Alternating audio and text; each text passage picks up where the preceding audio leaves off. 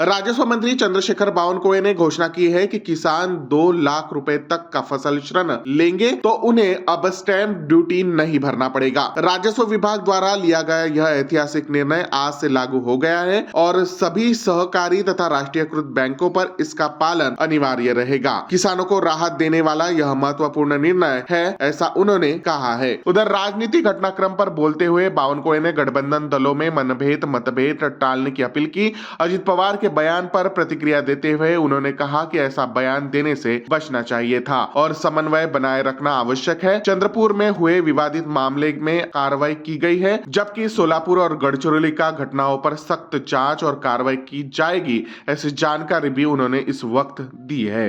शेतकरी जेव्हा पीक कर्ज घेतो 2 लाख रुपयापर्यंत पीक कर्ज जो शेतकरी घेईल त्या शेतकऱ्यांना आता स्टॅम्प ड्युटी लागणार नाही। हा ऐतिहासिक निर्णय माननीय मुख्यमंत्री देवेंद्र फडणवीसजींच्या नेतृत्वात मार्गदर्शनाखाली आम्ही घेतला, आमच्या महसूल खात्याने घेतला आणि त्यामुळे आता जे शेतकरी पीक कर्ज घेतील 2 लाख रुपयापर्यंत पीक कर्ज घेतील त्यांना आता स्टॅम्प ड्युटी लागणार नाही असा निर्णय सरकारने घेतला। त्याचं नोटिफिकेशन आम्ही जाहीर केलं आहे। सर्व बँका सहकारी बँका, नॅशनलाइज बँका, रिझर्व्ह बँकेच्या माध्यमातून चालणाऱ्या सर्व बँका या सर्क्युलरचं या नोटिफिकेशनचं पालन करतील आणि हा चांगला निर्णय आम्ही शेतकऱ्याकरता केला आहे। आजपासून लागू झाला आहे, नोटिफिकेशन निघालं, आजपासून लागू झालं।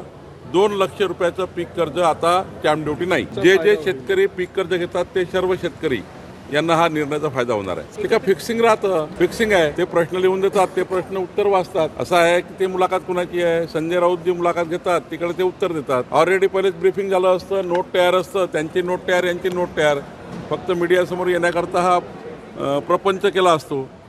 मला असं वाटतं की एवढे सारे मीडिया आहे महाराष्ट्रामध्ये, सर्व मीडियाच्या माध्यमातून झालं तर बरं होईल। मला असं वाटतं की आम्ही असं ठरवलं आहे, अजितदादा, एकनाथजी आणि देवेंद्रजी आणि आम्ही सर्वांनी असं ठरवलं आहे की मित्र पक्षात निवडणूक लढताना मित्र पक्षात मतभेद आणि मनभेद होणार नाही याची काळजी आमच्या तीनही पक्षांनी घ्यायची आहे। अजितदादा असे का बोलले मला माहित नाही, त्यांनी बोलायला नको आहे, अजितदादांनी बोलायला नको आहे, कारण आम्ही सर्व नेत्यांनी बसून ठरवलं आहे, आम्ही सर्व समन्वय समितीच्या पदाधिकाऱ्यांनी बसवून ठरवलं आहे। आपण मित्र पक्षात जरी विरोधात लढलो तरी महायुतीमध्ये कुठलेही मतभेद मनभेद होणार नाही याची काळजी माननीय अजितदादांनी आणि आम्ही सर्वांनी घ्यायची आहे।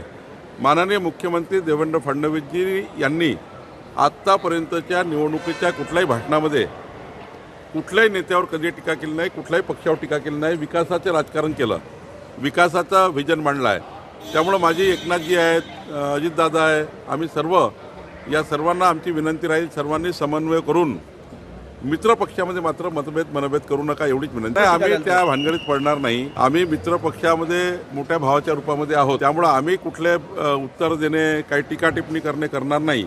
पण अजितदादाला माझी विनंती आहे किंवा सर्वांनाच माझी विनंती आहे मित्र पक्षातल्या सर्व पक्षांना की आपसामध्ये समन्वय, मतभेद आणि मनभेद हे होणार नाही याची काळजी घेतली पाहिजे। ठीक आहे, जर तिथे काही स्थानिक वाद झाला असेल आणि तिथे जर घटना घडली असेल तर पोलीस त्याचा तपास करतील आणि पोलीस त्याच्यावर कारवाई करतील, भाजपचा राव की काँग्रेसचा राव। गुन्हा आहे आणि गुन्हा करू नये, भाजपच्याही कार्यकर्त्यांनी कुठले गुन्हे करू नये, गुन्हे मान्य नाही आहे। त्यामुळं मला असं वाटतं की जे काही झालं असेल त्याच्यामध्ये पोलिसांनी प्रचंड कडक कारवाई केली। संजय राऊतांचा सल्ला या ठिकाणी त्यांनी उद्धवजीला दिला होता। उद्धवजीची काही फसगत झाली, उद्धवजीची जे काही महाराष्ट्रात स्थिती झाली त्याला जबाबदार जे लोक आहेत त्यांना अजितदादांना सल्ला द्यायची गरज नाही आणि अजितदादा काही त्यांचा सल्ला घेणार नाही असं दिसतं मला। तुम्ही आज चंद्रपूरच्या दौऱ्यावर आहात, चंद्रपुरात जवळपास 17 जणांना उमेदवारीच दिली नाही पक्षाने ठरवू नये, आज तिथे वाद होण्याची शक्यता आहे, तुम्ही कशी समजून? नाही, कुठं वाद होणार नाही, भारतीय जनता पार्टीचा कार्यकर्ता काही वाद करणार नाही। ज्या ठिकाणी अशा पद्धतीचं झाला त्या ठिकाणी पक्षाने कारवाई केली आहे, तिथल्या जिल्हाध्यक्षाला पक्षाने काढून टाकलेला आहे आणि ज्यांना उमेदवारी मिळाली आहे ते 100% निवडून येतील याकरता आम्ही काम करतो आहे। मी स्वतः सुधीरभाऊ मुनगंटीवार, मान्य जोरगेवारजी, मदन येरावारजी, चैनसुख संचयजी, अशोक नेतेजी आम्ही सर्व बसणार आहोत आणि आता निवडणुकीच्या मोडमध्ये आम्ही गेलेलो आहोत। तिकिटाचा विषय संपलेला आहे आणि आम्ही 100% 51% मतं घेऊन जिंकू। चौकशी केली पाहिजे, आमची मागणी आहे की याबद्दल चौकशी केली पाहिजे। मला 100% माहिती आहे, जे काही अनौपच आमचे उमेदवार निवडून आलेले आहेत, जवळपास 45 उमेदवार निवडून आले आहेत, एकनाथजीचे आले आहेत, राष्ट्रवादीचे आहेत, पक्ष वगैरे आहेत, हे सर्व तिथल्या स्थानिक विषयामध्ये त्या ठिकाणी इतर उमेदवारांनी त्यांना समर्थन दिलं आणि मॅक्झिमम महायुतीचे काय आले तर जनतेला किंवा जे आमच्या विरुद्ध उभे राहिले त्यांना कळलं आहे की महायुतीचा उमेदवार निवडून आला तर विकासाचं राजकारण होईल. डबल इंजिन सरकारच्या माध्यमातून आमचे जे नगरसेवक निवडून आले ते विकास त्या ठिकाणी आणतील आणि जे काही आमचा संकल्प विकासाचा केला ते पूर्ण करतील म्हणून त्या ठिकाणी अनोपोज आलेले आहे. कुठल्याही दबावाने हे काही असं राज्य नाही आहे महाराष्ट्र की कोणी कोणावर दबाव टाकेल, कोणी कोणावर प्रेशर टाकेल, कोणी उमेदवारी वापस देईल असं नाही आहे. महाराष्ट्र हा प्रगल्भ आहे. महाराष्ट्रातली जनता ही त्या ठिकाणी सुशिक्षित आहे आणि जे काही उमेदवार वापस घेतात, जे काही अर्ज वापस घेतो तो अर्ज तिथल्या विकासाच्या विषयावर प्राधान्य देऊन मला वाटतं तिथे अनोपोज झालेले आहेत आणि मला वाटतं एक चांगल्या पद्धतीने तिथे निवडणूक झाली आणि अनोपोज होण्याचा हा जो त्या ठिकाणी पायंडा आहे हा राज्याच्या दृष्टीने चांगला आहे. असाच पायंडा राज्यामध्ये असला पाहिजे.